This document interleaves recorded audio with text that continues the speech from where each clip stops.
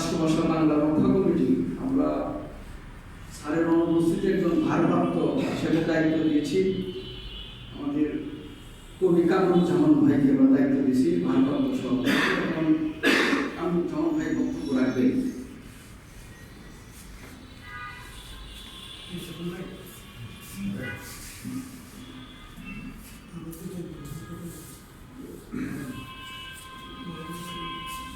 সম্মানিত সবার সম্মানিত সভাপতি, উপস্থিত বিগত জন, আমরা যেটুকু হাতে সময় আছে আজকে যদি আমি 5 মিনিটও বলতে যাই সেটাও বেশি হয়ে যাবে।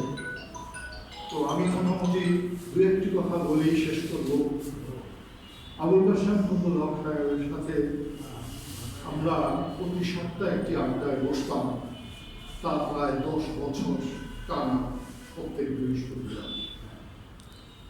গত বাংলা একাডেমির চেয়ারম্যান হিসাবে দায়িত্ব নেওয়ার পরে একটু ইরেগুলার এবং একটু শারীরিকভাবেও অসুস্থ ছিলেন।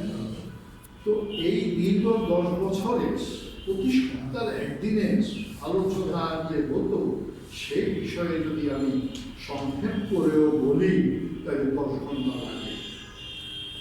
তো এই মানুষটির আমি 2-4টি কথা বলেই বলছি, শেষ করবো। সেটা হলো এরকম যে আমাদের একাধারে তিনি শিক্ষক, একাধারে দার্শনিক, সমাজচিন্তক, রাষ্ট্রচিন্তক, লিখেছেন, বলেছেন, আলোচনা করেছেন। এবং আমার ধারণা বুদ্ধিবৃত্তিক সমাজে এমন কোনো ব্যক্তি নেই যে তার দ্বারা একটু না একটু উপকৃত এবং প্রভাবিত হন।